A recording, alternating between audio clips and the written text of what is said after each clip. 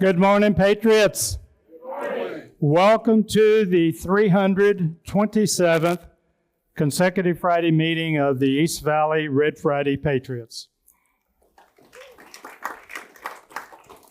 Thank you for joining us this morning in support of America's 228,000 deployed service members and DoD personnel, serving America's interest in over 150 countries around the world. Believe me, they sincerely appreciate your support. You know, this morning I thought it might be appropriate to share a few stories about one of my favorite branches of service, the United States Air Force. And I think you may find this information about our men and women in blue to be somewhat enlightening. You know, I'm not an astronomer. In fact, I'm far from it. But my military career, I've had pleasure of interacting with personnel from all branches of service, and over time, I became aware that every branch of the United States military uses the stars for something important. As an example, many Navy and Coast Guard personnel are trained to navigate using the stars. It's called celestial navigation. And while the Army and Marines often have no choice and must sleep under the stars, it's truly a memorable experience. And the Air Force, well, the Air Force selects their hotel depending upon the number of stars. And quite frankly, that did not come as a surprise to me. Now, most of you know Larry Smith, who is a United States Air Force retiree. Larry's in the back of the room working with our camera crew. Larry, raise your hand back there.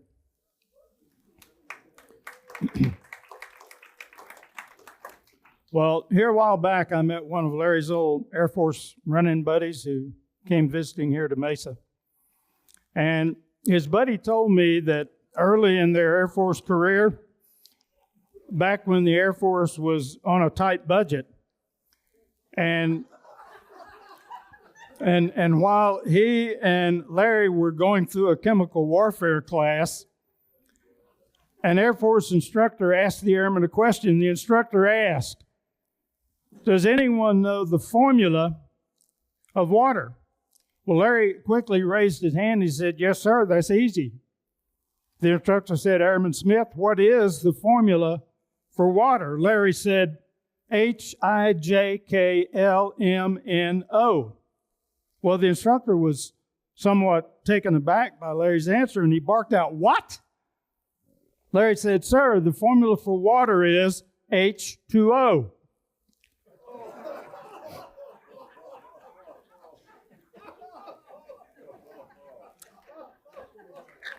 The instructor said, "Airman Smith, there is no doubt you are definitely officer material."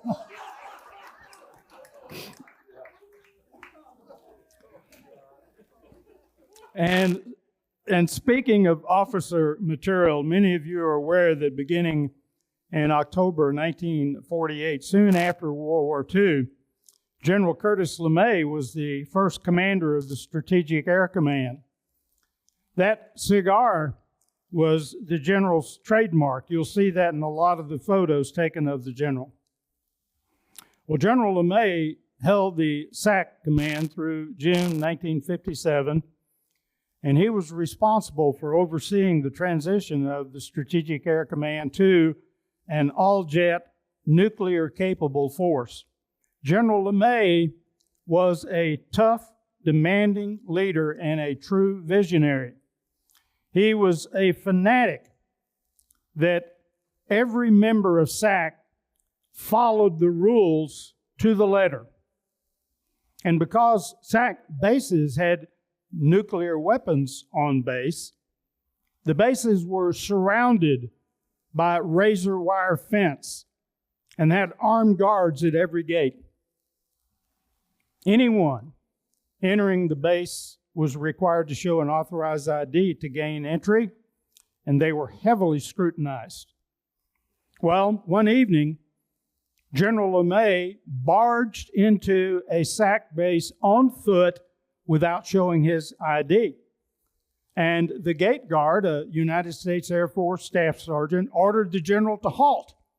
But the general kept walking right past the sentry onto the base. The staff sergeant drew his weapon, fired a round just past the general's ear. LeMay stopped. He turned around and he said, "Son, do you know who I am?" The sentry said, "You appear to be General LeMay, sir, but you refuse to show your identification." The general said, "Son, what are you supposed to do when somebody tries to enter this base with no ID?" The sentry said, "I'm supposed to shoot him, sir." LeMay said, "Okay, son, then why the hell did you miss me?" Those were the days when generals were generals. I'm sure that many of you are familiar with Leonard Cohen, a Canadian singer, songwriter, poet, and novelist who explored themes like faith, mortality, social conflict. He started writing and releasing folk and rock and pop music in the late 60s. And he's best known for his 1984 song, Hallelujah, one of my all-time favorites, regardless of who might perform it. Cohen's Hallelujah is about the complex interplay of faith and doubt, love and loss, and the struggle to find praise amidst the joys and sorrows of life, which he expressed through the term Hallelujah. And when writing the song, Cohen used a blend of biblical allusions and such as King David and Samson, as well as earthly experiences to present a multifaceted view of the human condition, where even broken, cold, or conflicted, Hallelujah is a valid expression of life's journey. Let's take a moment and listen to one of my favorite performances by the United States Air Force Band's singing sergeants. This is their version of Leonard Cohen's Hallelujah.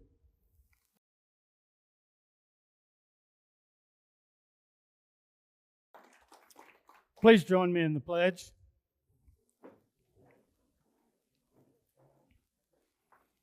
I pledge allegiance to the flag of the United States of America and to the republic for which it stands, one nation under God, indivisible, with liberty and justice for all.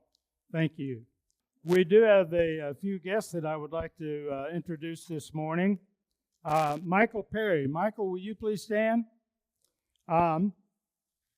Michael is currently an enlisted member of the United States Air Force serving in North Carolina. And he has 6 years of enlistment thus far and is preparing to head to deploy to Japan at the end of this month for a 3-year hitch. Is that correct, Michael? And we're trying to get it. Here we go. And please advise what your job is in the Air Force. So I'm a weapons load crew member. I deal with all munitions, bombs, missiles, gun systems on any aircraft capable of carrying them. And where all have you served in your 6 years thus far? So I've been in North Carolina for the last 6 years, but I've been on 2 deployments, a bunch of TDYs. I've been to Florida, South Carolina, South Dakota, and a few other places. Thank you for your service, Michael. Wish you all the success on your deployment to Japan. Thank you. Also, Bob Williams, raise your hand there.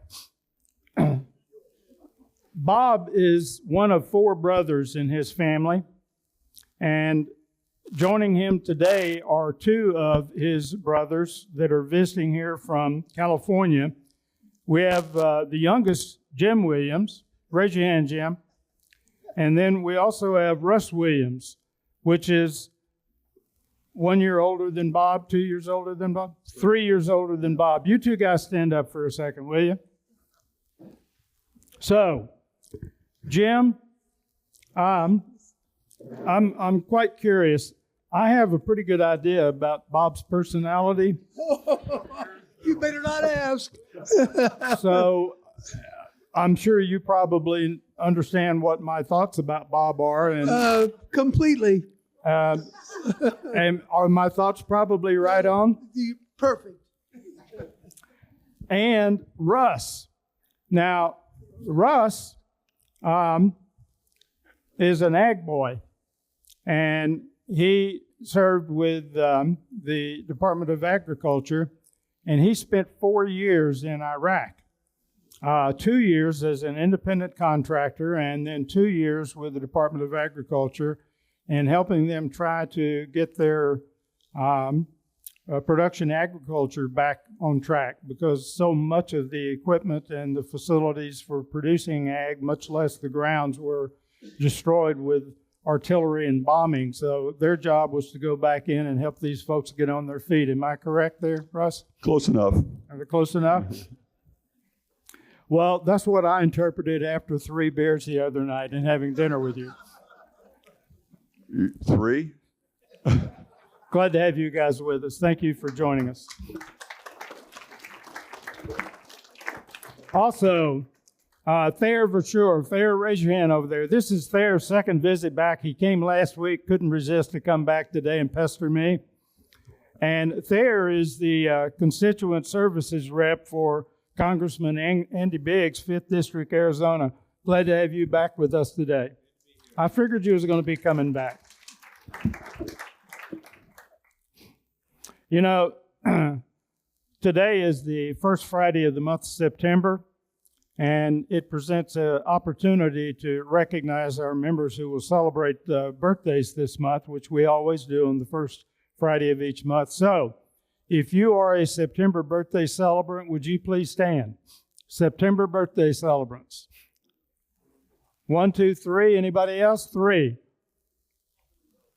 May I have a hula for these 3 celebrants?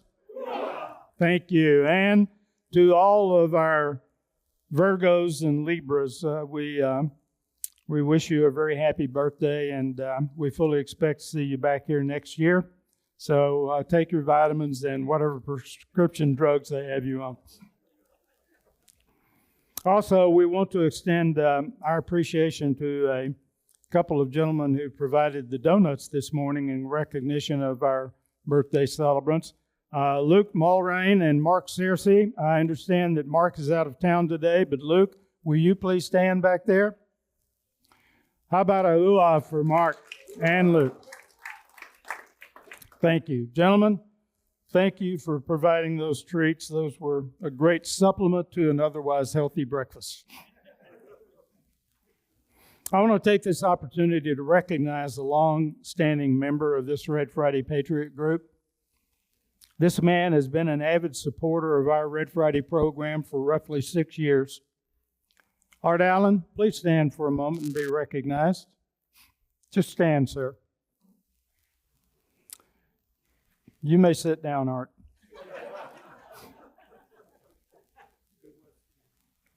In fact, were it not for Art, our first and more lengthy occupation of a watering hole would have been impossible.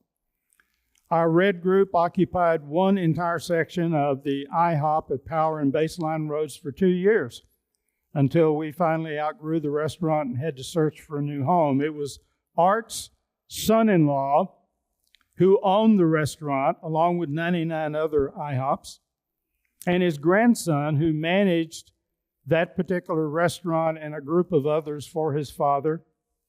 They welcomed our group with open arms. Unfortunately for us, Art will soon be relocating back to his home state of Iowa. So we thought it only appropriate to take a stroll down memory lane, highlight a few photos of Art and the gang. You know, some of you have oftentimes seen, in fact, it's on the floor over there now, you've always seen Art with a hat. And generally it's one of these sun brim type of hats that is straw hat. And we thought maybe that we would like to present you with a true boonie hat.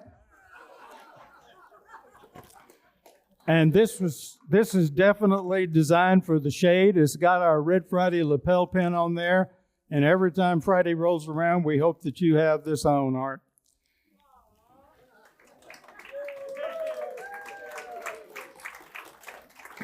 Let me get a photo of you here. I'll wear it when I'm shoveling snow. Thank you, Art, for all of your support. You've been dynamic in everything you've done for us. Thank you, sir.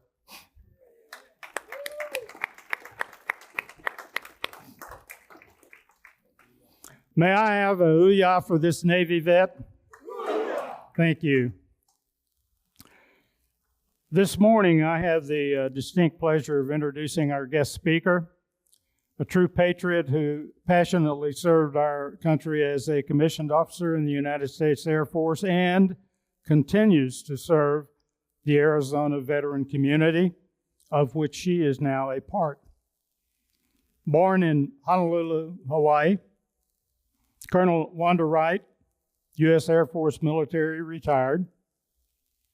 As a 1985 graduate of the United States Air Force Academy, she began her active duty military career as a deputy budget officer with the Tactical Air Command in South Carolina. And in 1990, she transitioned to the Arizona Air National Guard. She served for 21 years in various positions with the Air National Guard, finalizing her 28-year military career as the Director of Staff for the Arizona Adjutant General in Phoenix, and retiring from military service in 2011. As the Director of Staff, Colonel Wright was responsible for a program supporting more than 2,500 personnel, orchestrating relief efforts for Hurricanes Katrina and Rita, leading over 4,000 air personnel providing assistance to the United States Customs and Border Patrol with immigration issues, and serving as a lead member developing partnerships with the Guard and multiple medical and first responder agencies. She is the recipient of numerous military decorations, awards, and citations to include the Legion of Merit Medal and the Meritorious Service Medal with Oak Leaf Cluster. During her impressive career, she earned a Bachelor of Science degree in Management from the United States Air Force Academy, a Master of Business Administration degree from Webster University in South Carolina, a Master of Public Administration degree from the University of Arizona, and a Master of Arts degree in Educational Leadership from Arizona State University. In 2015, Colonel Wright was selected by Governor Doug Ducey to lead the Arizona Department of Veteran Services, a role she held through May of 2023. Wanda's accomplishments include building 2 veteran homes in Yuma and Flagstaff, building 2 cemeteries at Camp Navajo and Marana, and expanding 1 cemetery in Sierra Vista. She was innovative in programs for veterans, including the Be Connected program, focusing on reducing suicide, Women Veterans Expo events statewide, and veteran toolkits to assist veteran job seekers. In 2018, Colonel Wright was appointed to serve on the Veterans Administration Advisory Committee on Women Veterans.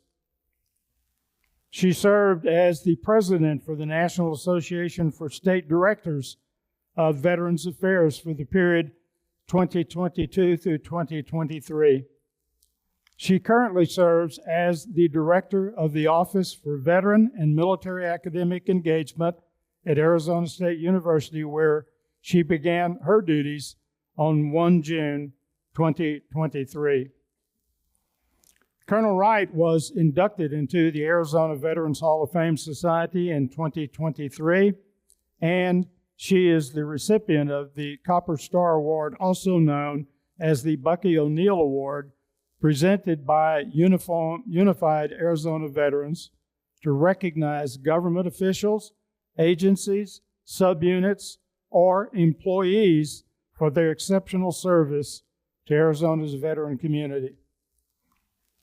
It is not coincidental that Colonel Wright has joined us today.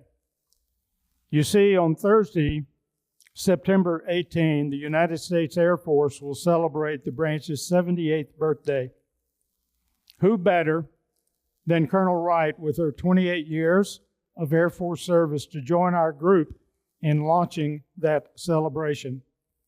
Here to offer an overview on the history of, by far, the world's largest and most lethal air power.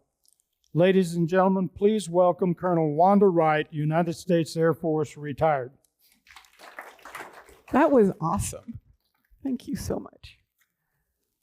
Well, first, let me thank Dick for starting a little early. I know it kind of threw him off a little bit, but I appreciate that very much because I actually have to go back to work. So that was a very thorough bio, but I will also let you know that I started a doctoral program last week at ASU, and so I'll add a doctorate to all those master's degrees that he threw out at you. I'm a lifelong learner, and so I'll just tell you, Nancy called me, I don't know, a couple weeks ago and said, hey, would you mind putting something together for us? We have this Red Friday.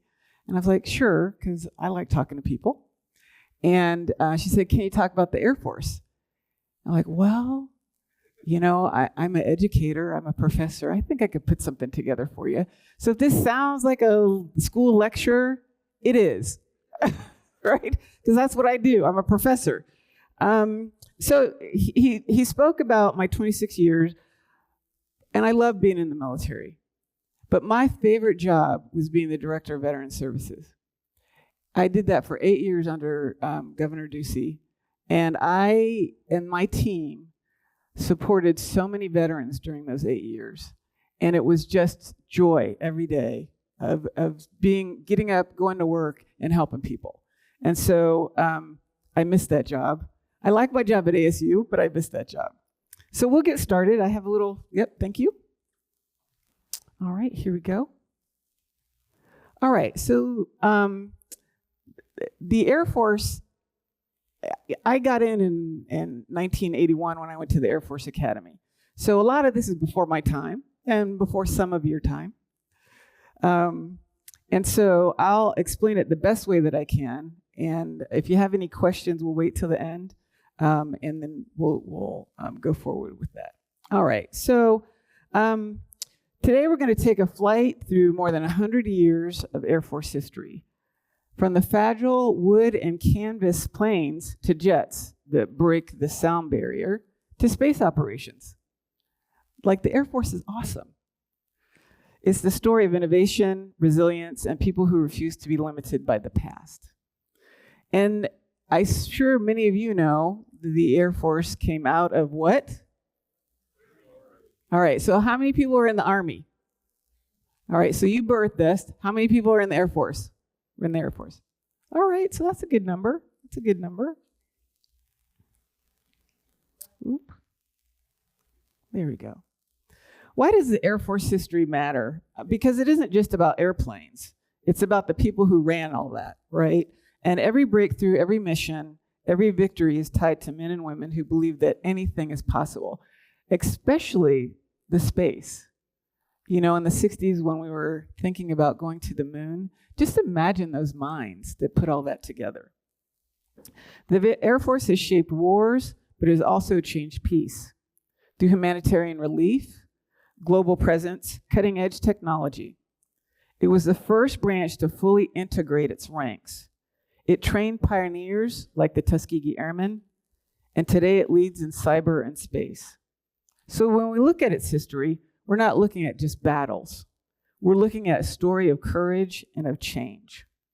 So quick question, if you could choose, would you rather be a pilot an aircraft mechanic, an air traffic controller, or a space operator. That's the kind of diversity of roles that makes the Air Force the unique branch that it is. So you see the Wright brothers, and then you see their canvas and wood, first powered flight at Kitty Hawk in 1903. Went 120 feet, 12 seconds, and within 6 years, the Army Signal Corps purchased its first plane in 1909. That was the birth of military aviation. This is actually the contract that was signed with the Wright brothers, with the Army at the time, and it was for $30,000. Today's money, that's $1.1 million. So they got a pretty good deal, I think, back then. And so they had some requirements. The flyers had to meet specs. So 40 miles per hour. It had to stay airborne for at least 1 hour. And it had to carry 2 people. And it had to fly for 25 miles. And once that was accomplished, the Army signed the contract to buy the aircraft. And that was the beginning of it all. World War I, aircraft evolved pretty rapidly for reconnaissance, dogfighting, and anybody know about Eddie Rickenbacker? Yep. So he's the ace of aces, and that's when airmen were starting to become like celebrities, and they would put little marks on their airplanes to know how many kills that they had. And the Army mostly saw planes as eyes in the sky. They didn't really see them as battle assets. And so they wanted the ground troops to be supported, and they weren't really even thinking about the Air Force being an independent force. And so that first official Army plane could only fly 40 miles per hour. That's slower than some of the e-bikes that we ride today, right? Yes. Would you feel safer flying in one of those rickety World War I planes or riding a roller coaster at Six Flags? I don't know. I think Six Flags might be the safer bet. So during the interwar years, Billy Mitchell, very outspoken general, he believed air power would dominate. And I think his vision was a really great vision. In 1921, he staged a demonstration of sinking the German battleship Ostfriesland with bombs, proving airplanes could destroy battleships. So now we're proving that we're not just oversight, right? We're not just watching and supporting troops. We actually could have a mission on its own. And so the Army Air Corps, back in 1926, created to expand air power, but still under Army control. And so the airmen were constantly fighting for resources. So the Keystone LB-6 and the LB-7 were 1920s American light bombers built by the Keystone Aircraft, which I had never even heard of until I did a little bit of research for this. That's how old that is. And the United States Army Air Corps called Panther by the company. But adoption of the name was rejected by the U.S. Army. The Martin B-10 was a groundbreaking bomber featuring an all-metal cantilever monoplane design and an internal bomb bay, surpassing the speed of fighters of that day. So now we're really evolving. We're getting faster, we're in the air, we're actually doing our own missions a little bit under the Army guys still. And I think people are starting to see that the air portion of the Army could actually be its own mission. But there was these traditional generals who believed ground forces and naval fleet were more decisive than aircraft. So Mitchell's advocacy got him court-martialed, but the idea did live on, right? And so there were strong generals at that time, as Dick pointed out with the previous general. Those guys meant business, and they wanted their voices to be heard about what they thought were the vision of the military. And so we had, at that time also, African Americans were excluded from pilot roles. But during that time, Tuskegee Airmen were being taught how to fly. And some other African American schools were teaching them until Tuskegee Institute could bring them up. And then women were starting to gain attention as civilian barnstormers and record breakers. Amelia Earhart, one of them, right, became an international icon.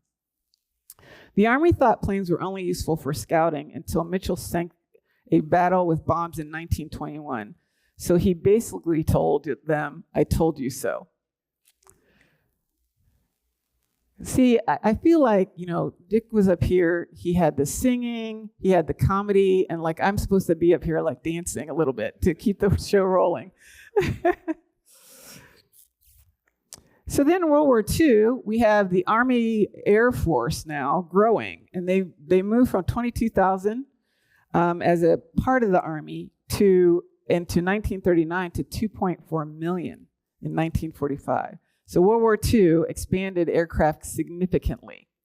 And I think once people recognize that the power of aircraft and that people could shoot things down from the air and mostly come back safe, it really, I think, helped us understand that we could survive better that way, right? We didn't lose as many people that way. And so let's utilize this asset in order for us to save people's lives as well.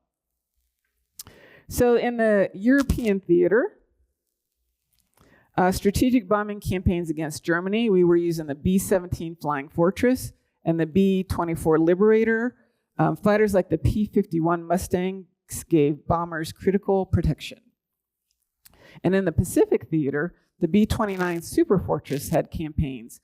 Doolittle's Raid, everybody's heard of that, boosted morale, and the final atomic bomb mission ended the war. So all of these were significant impacts during World War II. The Tuskegee Airmen flew over 15,000 sorties with their painted red tails, legendary record for protecting the bombers that were in the sky.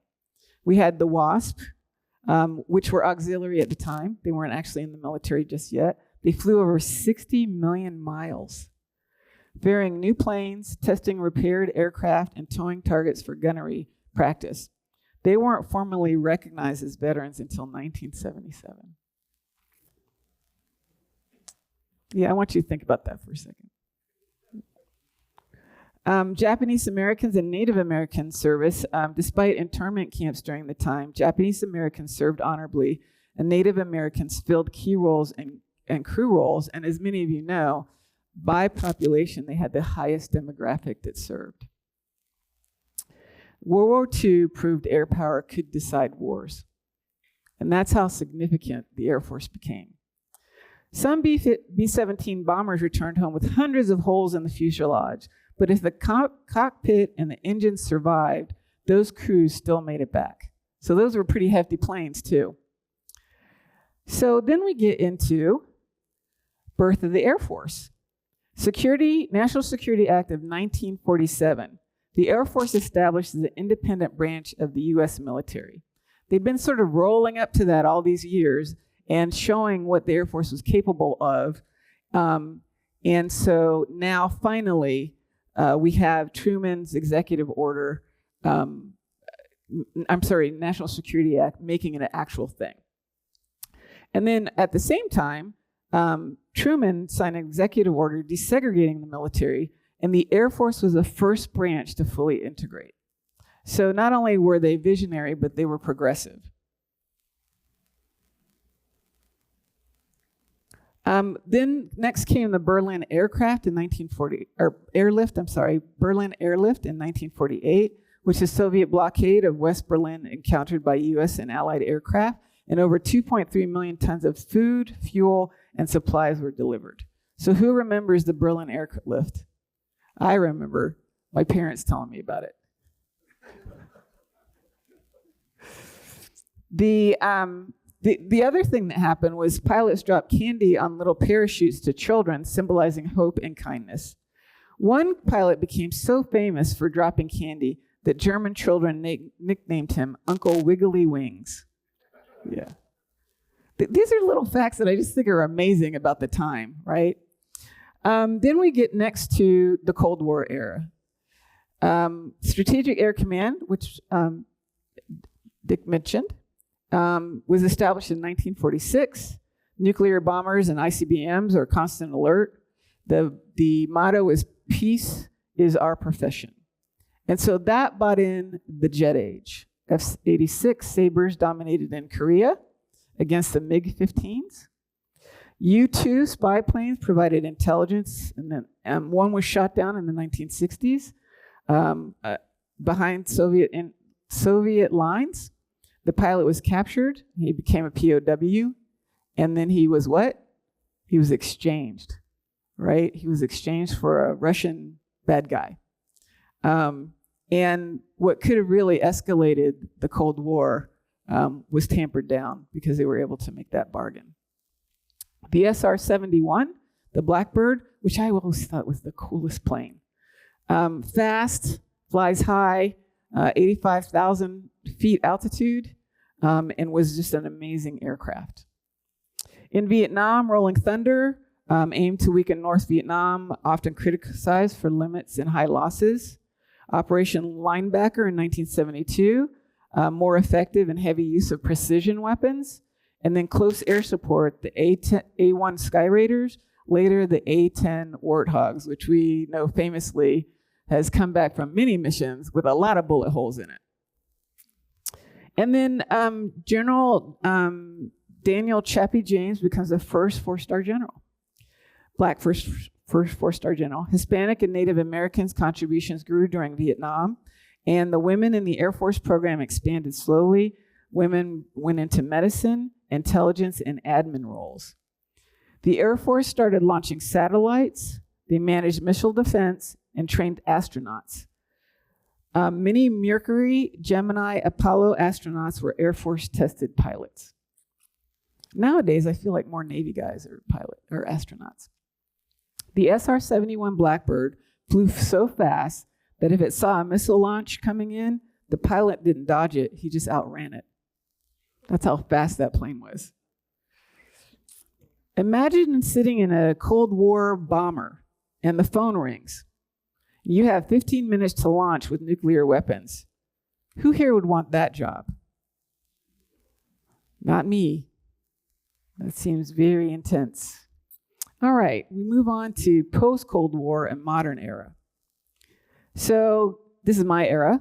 I mean, I was in the Cold War. In fact, I was part of the Glickam Soviet destroying missiles compact down in Davis-Monthan in the 90s. And so Cold War was how I entered. The Gulf War in 1991, first stage age war with stealth fighters, the F-117, which is also another cool aircraft. Precision bombs and 24/7 air-powered dominance. Post 9/11, Afghanistan and Iraq, we have close air support, precision strike, heavy reliance on drones. That's when the drone era came. And we had the Predator, the RQ-1, and the Reaper MQ-9. My niece, who is also an Air Force Academy graduate, is at March Air Force Base right now, and she is an MQ-9 driver. And so when her class graduated, they need more drone pilots than anything. And so a lot of their class went to do that, which is, intelligence, surveillance, and reconnaissance. But now, as we know, they also have strike missions. And so we saw a lot of that in Afghanistan and Iraq, and how we were able to destroy things with drones. Women in combat, now women piloted jet fighters, bombers, and led squadrons. 1993 was the first female fighter pilot. And then a lot of humanitarian missions came up. The Air Force delivered aid after natural disasters, Hurricane Katrina, the Haiti earthquake, and global relief ops. We, as a National Guard, were a big part of Katrina, and it was a joint effort and a joint operations, at least out of our Arizona National Guard, and we were able to help quite a bit in the Katrina aftermath. But it was really difficult going down there and sloshing through what was the remains of New Orleans. And so, that's why we had the National Guard, right? To help us with those kind of things. The MQ-9 Reaper drone can stay in the air for over 27 hours. That's longer than most college students stay awake during finals week. Little zinger there for ASU. All right, so now we're starting to get into sort of super technology. When we talk about fifth generation fighters, the F-22 Raptor and the F-35 Lightning Bolt that they fly out at Luke Air Force Base. These are heavily technical aircraft. And so y'all will remember sort of the VW Bug that was really very manual and had that engine in the back, and you're driving down the road, and if something happened, you just flipped it open and twiddled with a little bit, and it could keep going down the road. And now, today, we have all these automobiles that require an engineer to maintain, right? Same thing's happening with aircraft. Highly, highly technical engineering going on in these aircraft so that they can hit hypersonic speeds and they can essentially outrun missiles and that kind of thing. Testing missiles at 5 times the speed of sound, that is fast. That is really fast. We have cyber command missions now and AI for decision making and unmanned aerial vehicles. Space surveillance, satellite ops, and missile defense. And then, we have the first woman to command a major combat command in NORAD, Lori Robinson, and Chief Master Sergeant Joanne Bass. Did any of you know her? I've met her a couple times. She was awesome. First woman to be Chief Master Sergeant in the Air Force. Show of hands, how many of you think Air Force 2050 will rely more on drones and AI than human pilots? Yeah, those of you who aren't raising your hand don't see the vision. It's coming. Just like the cars you see on the road, right? They're driving around with nobody in them, picking people up, taking them to the airport. And so that's our future, guys. And so the young men and women who are in the Air Force, they're going to see these kind of things come to fruition. So let's talk a little bit about the Air Force uniform. As you all know, we've changed over the years, just like every other branch's uniforms. Originally, members of the Air Force were allowed to wear the olive green uniform of the Army Air Force until 1952. The first Air Force specific service uniform was created in 1949, called the Winter Blue, Shade 84 Blue. And if you know anything about designing uniforms, you would understand that. And what I find so interesting is there's a whole committee that does that, right? For every branch that determines what's the right blue and how the uniforms are supposed to look. This uniform differed from the Army Air Force's olive uniform by removing the waist belt, revising the color, and adding a black stripe across the wrist instead of a brown stripe. That uniform lasted for 16 years. That's a long time. Because I always feel like generals of the Air Force like change. They like to do things that have their mark. So 16 years is quite a long time to have this. They changed the material and color of the service dress uniform. In 1969, the Air Force implemented a switch to the General John P. McConnell service dress uniform. During its 25-year tenure as the Air Force's uniform, it began going through transformations that led the uniform we currently use today. Modifications included one shade of blue for winter and summer coats. The insignia changed and adjustments in material. The uniform went through a third change in 1991 when General McPeak, who remembers General McPeak? He was the guy who wanted everything painted in a certain color. You remember him? Yeah. He will go down in infamy. He was the 15th Chief of Staff of the Air Force, and he modified the style completely. He just completely changed it. The uniform went from 4 buttons to 3, epaulets were removed, and the 4 pockets were removed, being replaced with one left breast pocket without a flap. Additions to that uniform include switching the image on the coat buttons to resemble those of the U.S. Army Air Corps, wings and stars, and officer rank was worn on the sleeve. So he took us back a little bit in Air Force history to remind us where we came from. The Matique uniform lasted only 3 years before it was replaced with the uniform we wear today. So even though he went gung-ho about changing everything, it certainly didn't last. The retrofit service dress uniform nearly took 50 years to come out, multiple changes to the style and materials of the uniform, but it has lasted for 19 years. So what's the story of the Air Force? It's the story of people pushing boundaries, technological, cultural, and personal. From canvas wings to stealth bombers, from segregation to leadership, by men and women of every background. The Air Force has shown that innovation strives through determination. I'll leave you with the Air Force's core values: integrity first, service before self, and excellence in all we do. These aren't just words, they're the thread that ties this entire history together. So let's do one last poll by applause. What do you think was the most exciting era for the Air Force? World War II, the Cold War, the Gulf War, or today? So let's try. How many people think World War II was the most exciting era? The Cold War, the Gulf War, today? Yeah, I think so. I think at least in the last 10 years, so much technology has happened with these aircraft and really with the people in the way that they do their jobs, that it is only going to get better, right? And I don't think just for the Air Force, it's for all branches, because aren't we all brothers and sisters? Does anyone have any questions?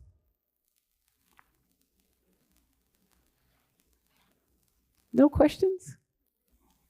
Wanda, we'd like to take this to present you with a certificate welcoming you to the Order of the R.E.D. We hereby recognize and commend Colonel Wanda A. Wright, United States Air Force retired, for her honorable military service, veteran support initiatives, and support of the East Valley Red Friday Patriots. Thank you very, very much. Thank you so much.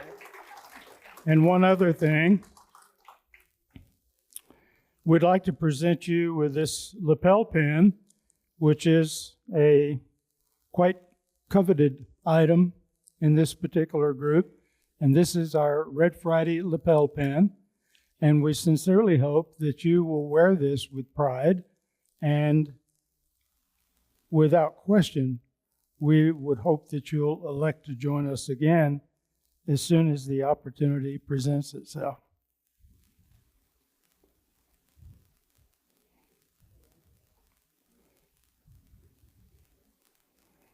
May I have an applause for this lady? Thank you, thank you. I'm going to set this over here for you.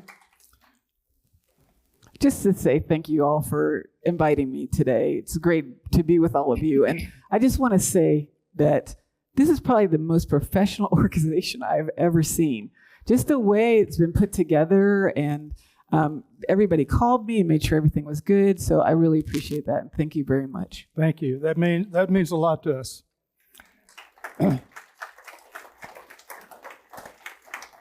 May I have any of our Air Force veterans please stand? If you are an Air Force veteran, regardless of whether you served on active duty, Air Force National Guard, Air Force Reserves, come on up. Please come up here on stage. And if you will, enter on this side over here.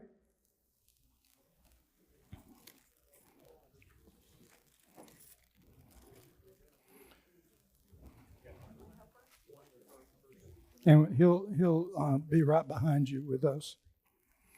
Come on over and right over here close to the camera. Come right on over here close to the camera. You're good. That's good. Good. Come on over. Come on over.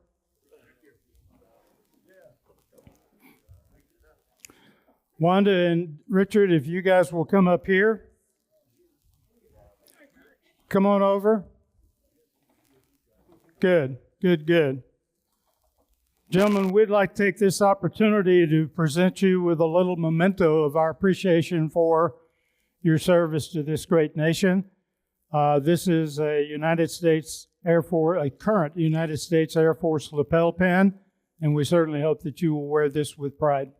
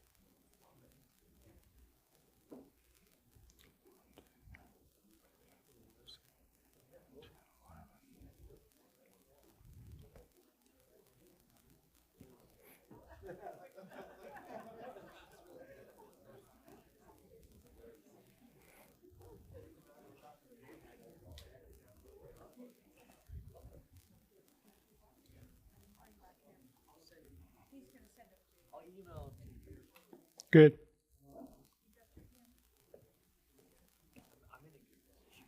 Yeah, you got a great spot there.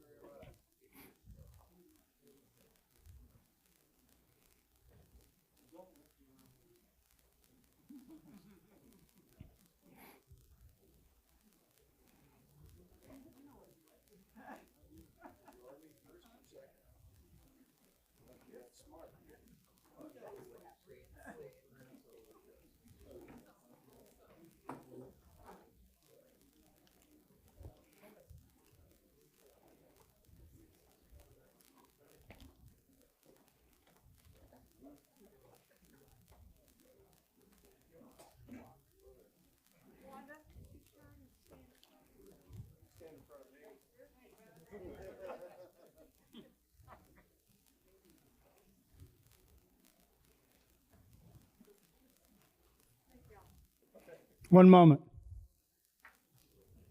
Can I have an Air Force hoo-ah for these guys? Hoo-ah. Thank you, gentlemen. Thank you for your service. Appreciate you. Thank you. Thank you. Thank you, sir. I do have a couple of announcements here. The month of September, I'm sure, as most of you are aware, hosts several significant commemorative events that you should be aware of.